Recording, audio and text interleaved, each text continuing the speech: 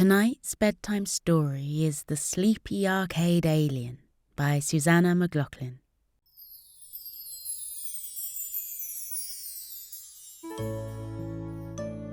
Stanley the alien sat on the stone wall at the bus stop, watching the white puffy clouds drifting overhead.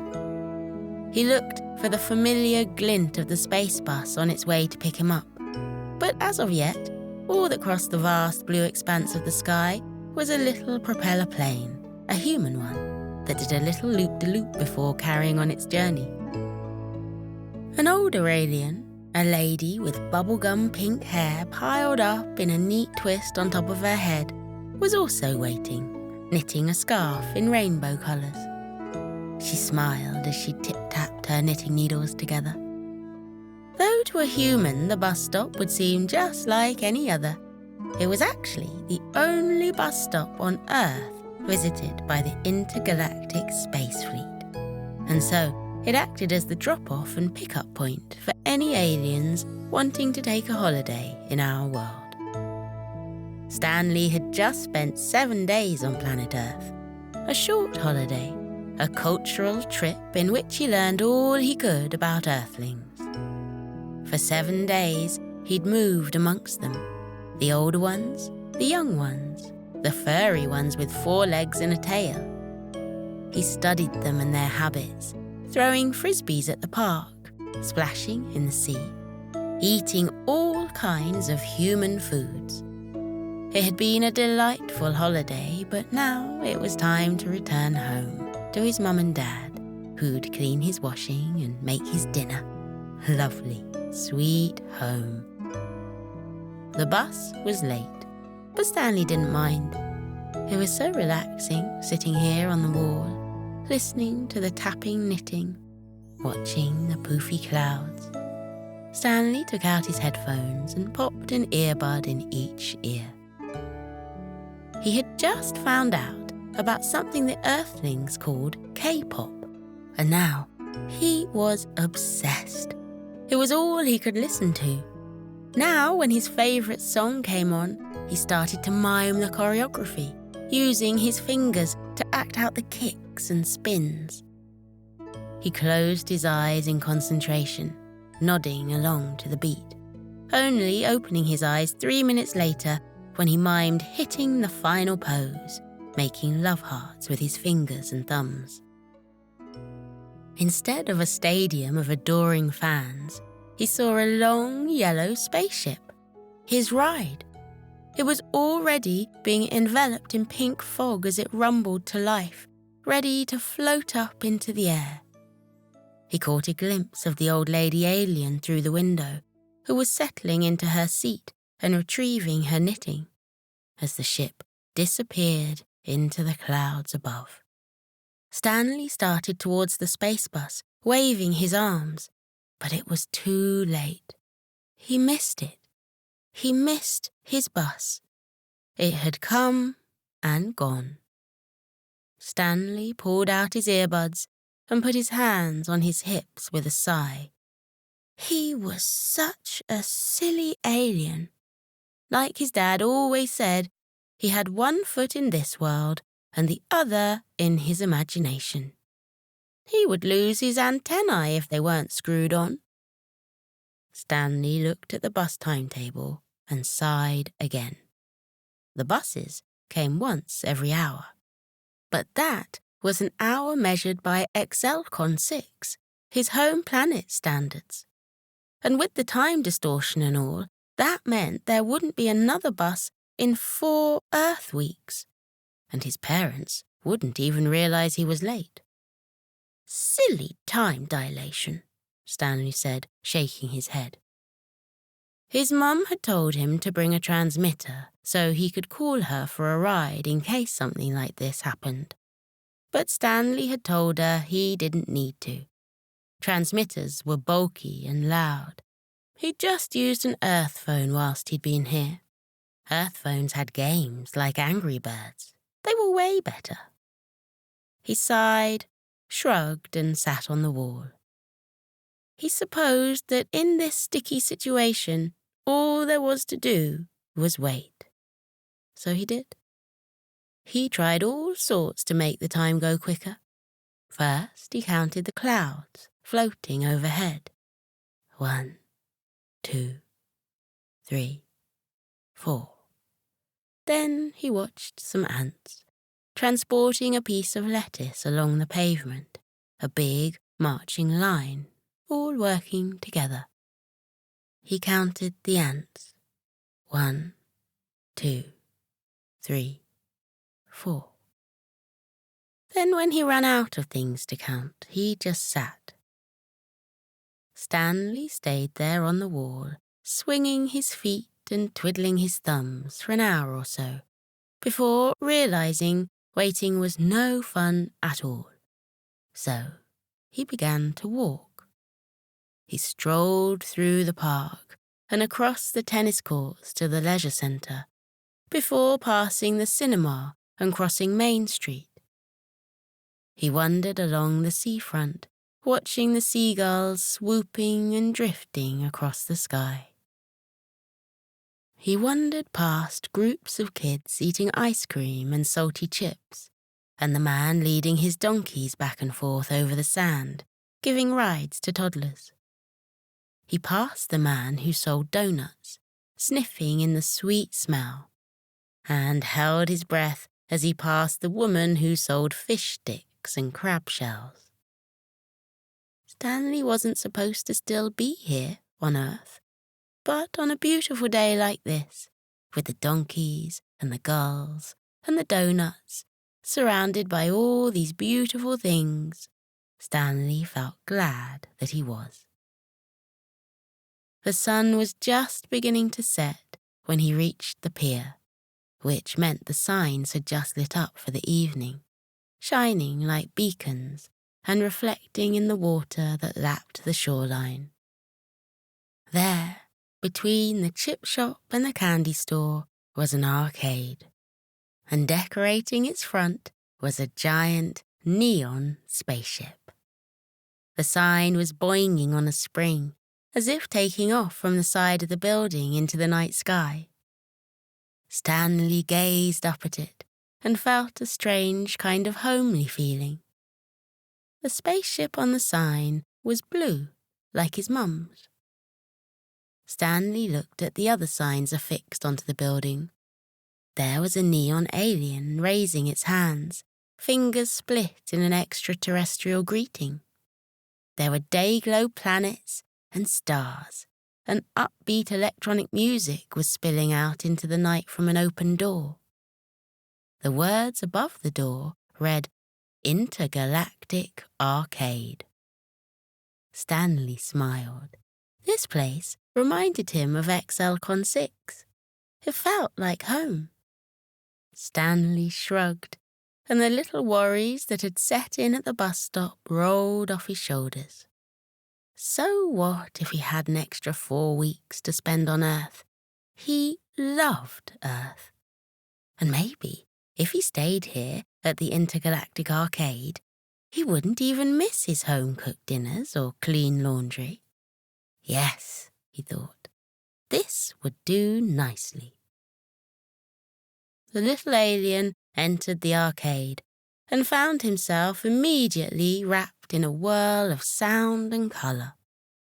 Kids were riding pretend motorbikes in front of gaming screens, riding around racetracks. They were putting pennies into machines, trying to knock prizes into their waiting hands. They were making Pac-Man gobble white little dots and chase the little octopi away, and pushing buttons to make a little frog jump to cross a busy road. Stanley, in his own little bubble, watched from the sidelines, comforted by the smiles and laughter filling the room. A tasty smell wafted from the restaurant in the corner of the arcade, and Stanley followed his nose, taking a seat in one of the red leather booths. The mustachioed guy working there, in his cap and Star Wars t-shirt, soon came over and dropped a paper plate in front of him. "Aliens eat free," he said with a wink. Stanley grinned. It wasn't often people saw him. He only reached their knees after all, and people don't tend to notice things they don't believe in. But from the theme of the establishment, he could tell this guy was a fan. On the plate was a thick, doughy slice of pepperoni pizza. Stanley gobbled it down and then accepted another slice, and then a third. When the crowds left, the mustachioed worker swept, mopped, and closed down the arcade, switching off the video games and lowering the lights. "Stay here as long as you want, little dude," he called over his shoulder as he left. And so, Stanley had the Intergalactic Arcade all to himself. Stanley strolled across the slightly sticky carpets, playing a game here and there. He started with a sports game, throwing basketballs through a net, quickly setting a new high score.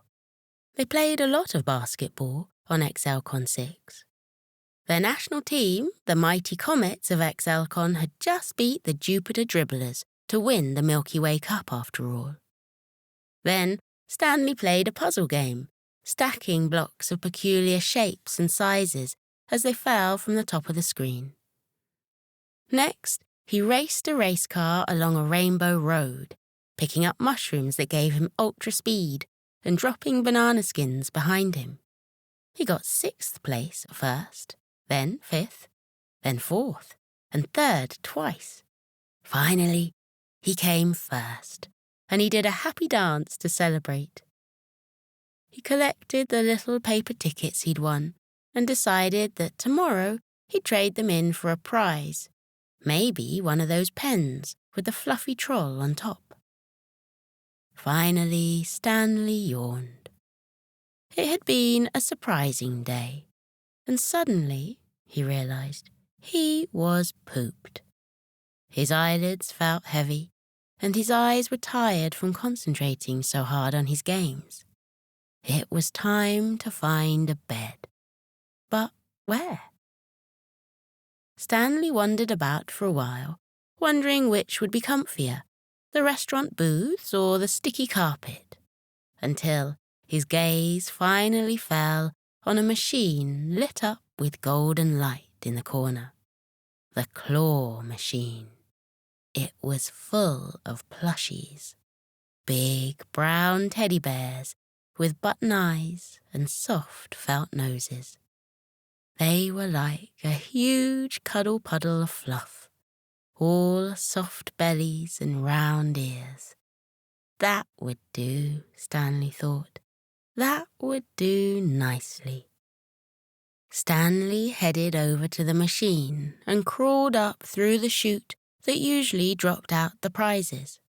He emerged into the machine and crawled onto the top of the teddy pile. It was as soft as can be.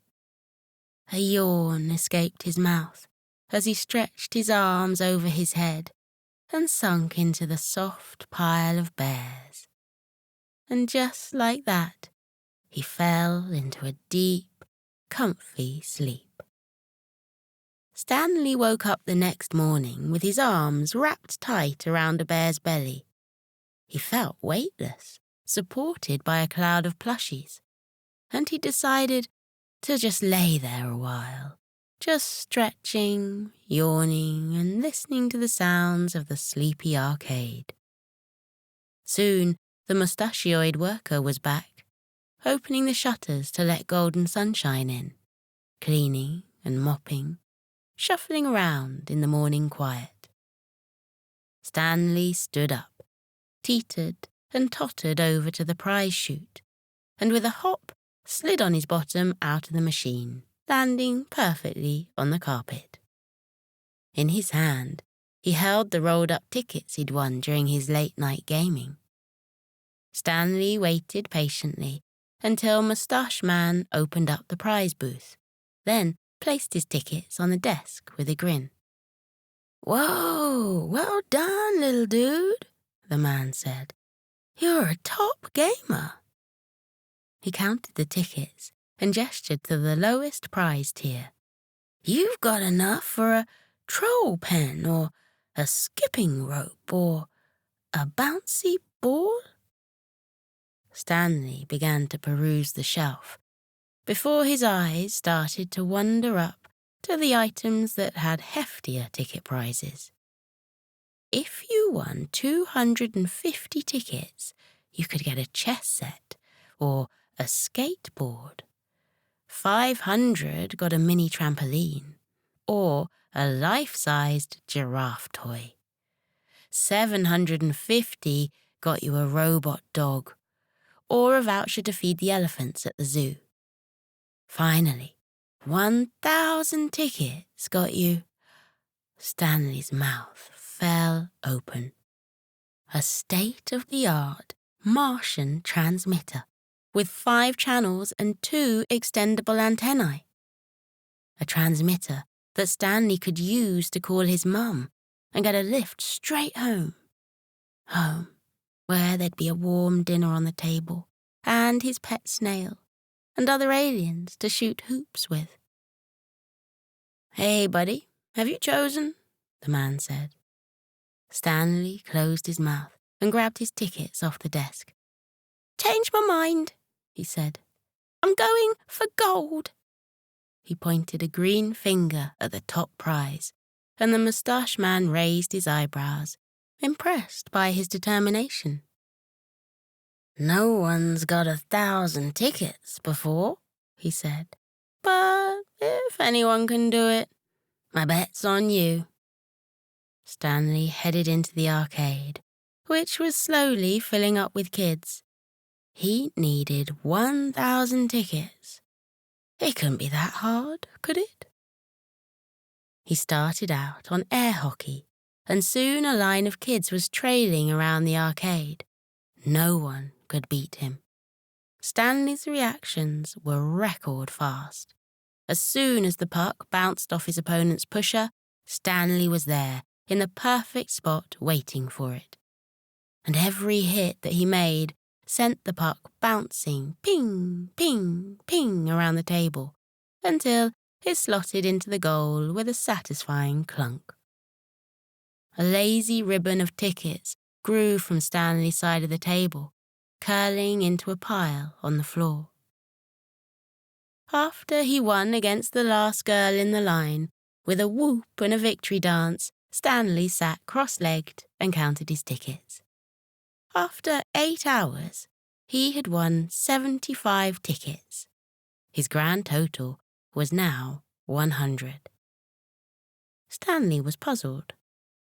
All that work, all those wins, and he was only 1/10 on the way to his goal. It'd take 10 days for him to win the transmitter. Stanley sat in his booth, eating pizza, resting to get his energy up. The little alien looked around the arcade. Maybe there was a better way to win tickets, he thought. He wandered around the games, running through the maths in his head. How long each game took, how likely he was to win, how many tickets he could get per win. Nothing seemed to help his mission.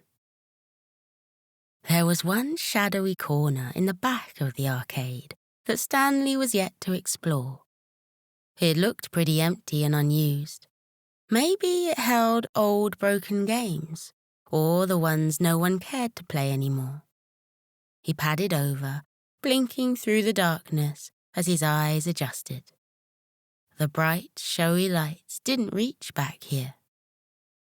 There, as if it had been left for 100 years, Stanley found a machine covered in a sheet. He pulled back the sheet, sneezing as dust flew into the air like a cloud of glitter. It was a game. Stanley was sure of it. There was a platform to stand on and big speakers, a screen, and buttons to press. There was a big pink button right in the middle. It was emblazoned with the word Start. Thinking he had nothing to lose, Stanley stood on the platform and hit the button. A whir sounded overhead. and a disco ball began to spin with a gentle creak. A series of beeps and boops sounded as the machine began to come slowly to life. One spotlight lit up, then another, and suddenly Stanley was in a show. A shimmering disco of multicoloured light began to swim around him, and music began to pump out of the speakers as a dancer appeared on the screen. Stanley stared at a melody he knew well. It was K-pop. But not just that. It was his absolute favourite K-pop song. His favourite any song in the whole world. The floor lit up beneath him, and the dancer on the screen began to dance.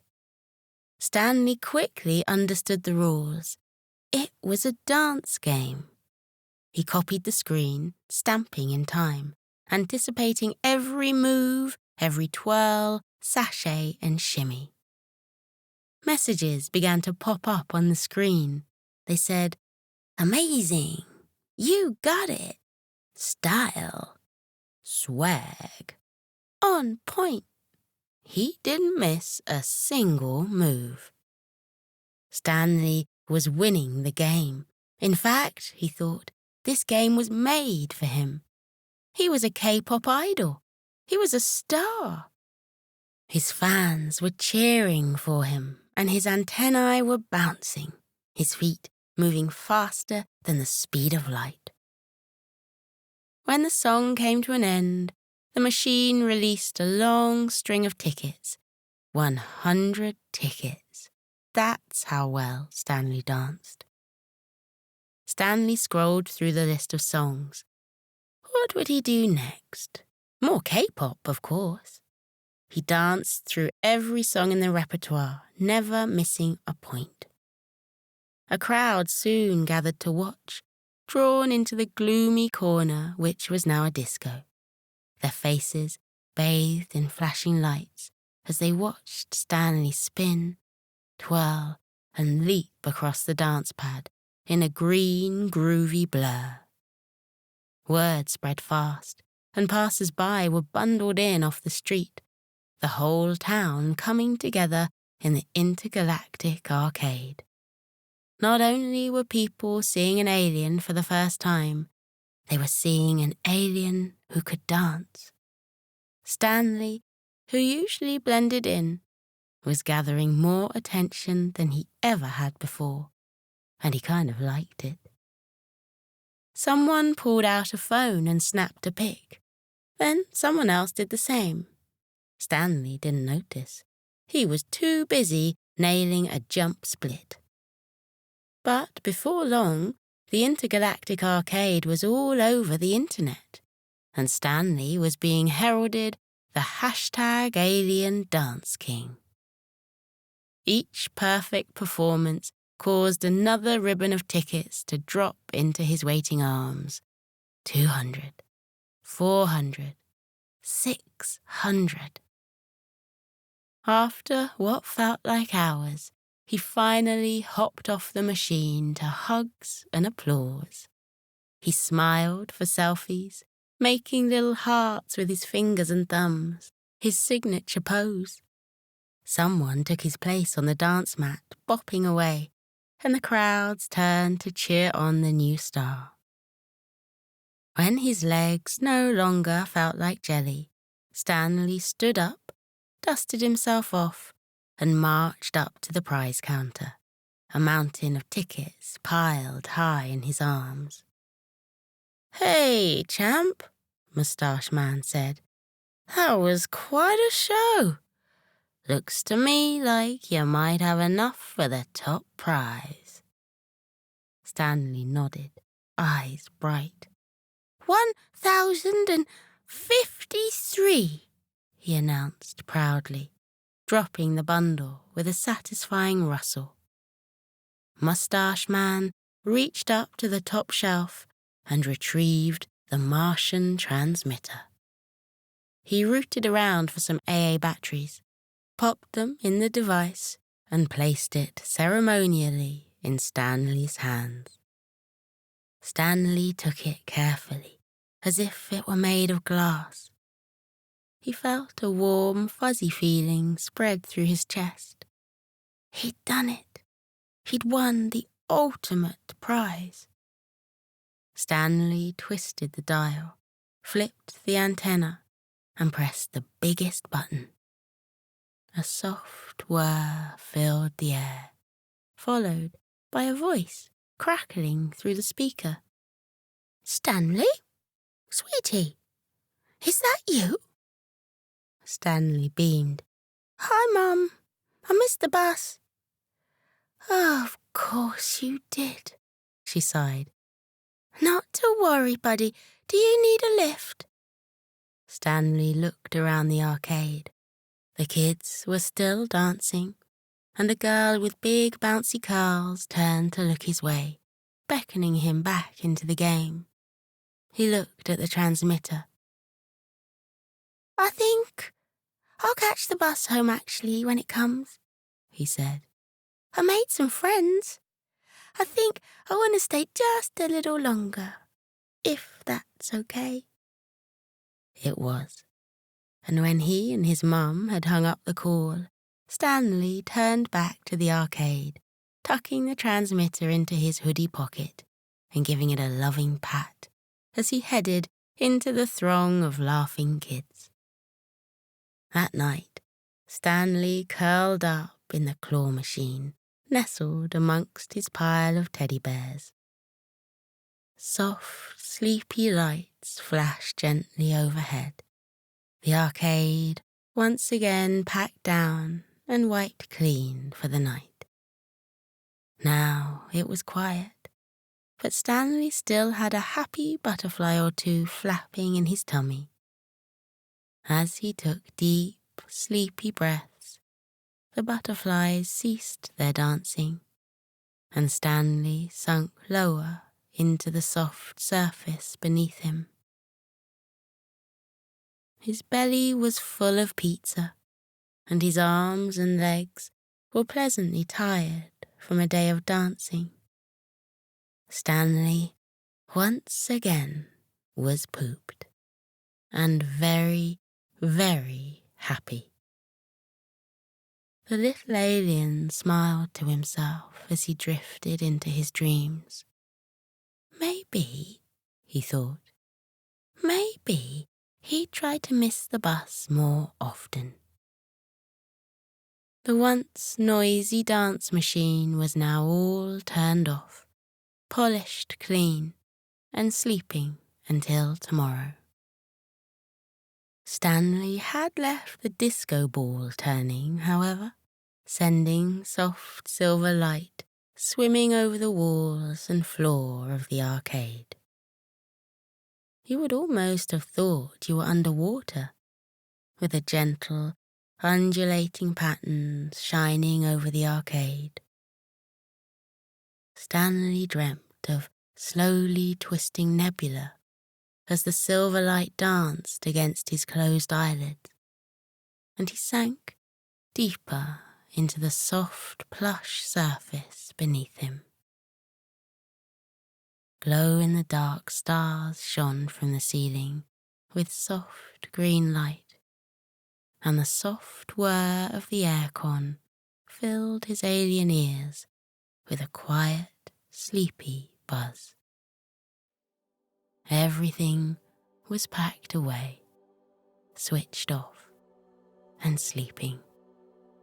And so was Stanley, curled around a soft, plump teddy bear, little tummy moving up and down as he snored.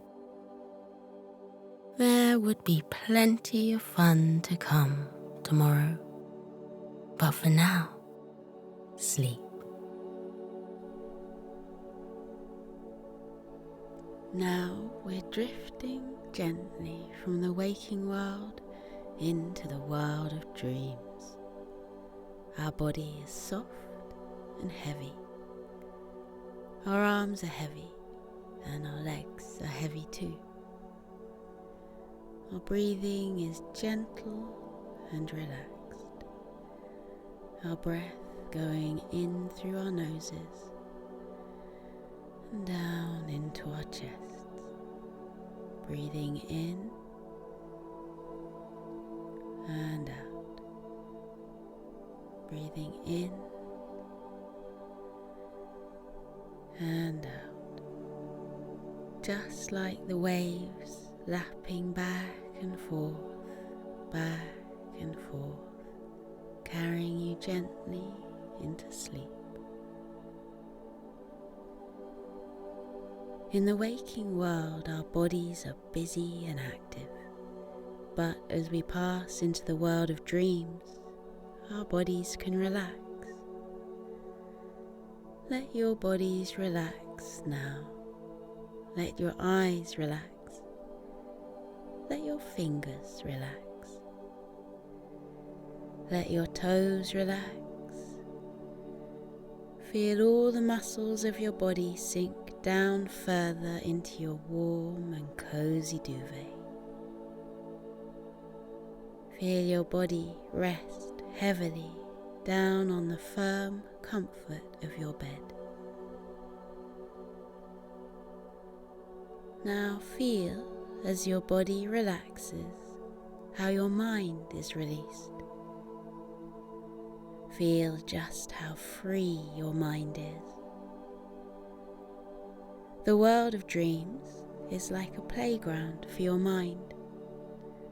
There are swings and roundabouts and slides where your mind can play. In the world of dreams, your mind gets bigger and bigger and fills your sleep with all kinds of joys and wonders and magical stories. And here is something that not many people know, but it's a secret I'm going to tell you. But you're the only one I'm going to tell. When we go to sleep and pass into the world of dreams, we are accompanied by the kindly spirits who live in the dream world. They live on the moon, and when nighttime comes, they float down softly as silk to meet each person who is drifting into sleep. The dream spirits are waiting there for your mind to arrive, and when you get there, they take your hand in theirs and squeeze it gently and guide you through the world of dreams. Isn't that wonderful? To have a guide who can keep you company even as you sleepwalk through the world of dreams. They take you by the hand, they give you a friendly squeeze, they guide you into sleep. The spirits of the dream world ask you, what would you like to dream about tonight?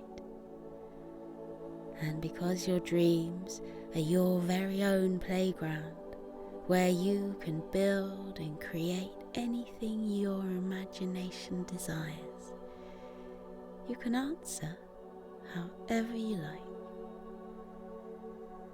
Maybe tonight in your dreams you would like to climb a tree, sit in the canopy, surrounded by tinkling leaves and bathed in dappled moonlight, and listen to the nightingale sing, or the crickets chirrup from the forest floor below.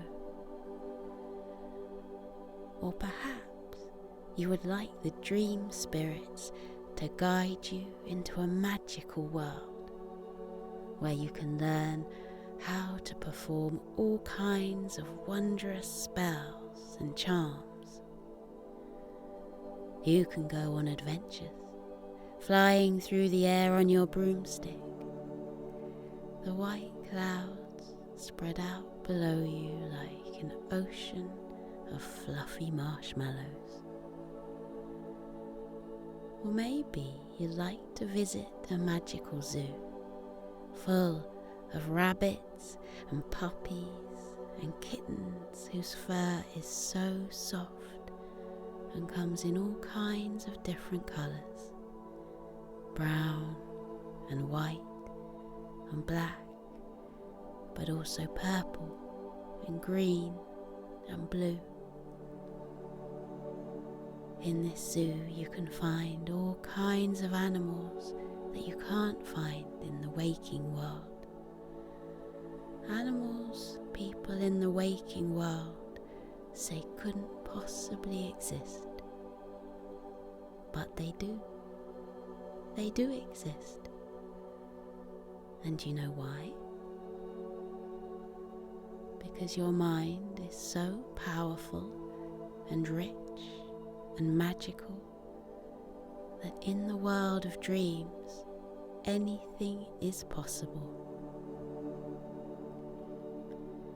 Your imagination is an enchanted place. It can create whole worlds out of thin air, out of nothing. Anything your heart desires can be found in the world of dreams. So let your eyelids be heavy. Let your body sink into the warmth of your duvet. Let your body drift into a deep and peaceful sleep. And let your mind float away into the world of dreams. The dream spirits are waiting to guide you through their magical world, their world of wonder, their world of delight. See the soft smiles on their beaming faces. Feel the warmth of their hands in yours. They take you by the hand. They give you a friendly squeeze. They guide you into sleep. Walk with them and let them lead you on magical adventures into the world of dreams. To jungles of green leaves with all kinds of creatures ready to show you their lives. To castles built out of clouds. To rivers bright as rainbows for you to swim down. To crackling campfires next to lakes where the pitter-patter sound of rain sounds like the gentle tinkling of music. Remember to thank your dream spirits for guiding you lovingly through the land of dreams. Say, thank you, dream spirits. And when you say, thank you, dream spirits, the dream spirits will say, thank you back. Because the dream spirits are just as lucky to accompany you through your magical dream world as you are, that the spirits are there to guide you. So let your eyes close. Let the lids fall heavy. Let every part of your body, from the top of your head to the tips of your fingers and toes, be warm and heavy and sleepy. Let your mind slip into the peaceful world of sleep. where anything is possible. Good night.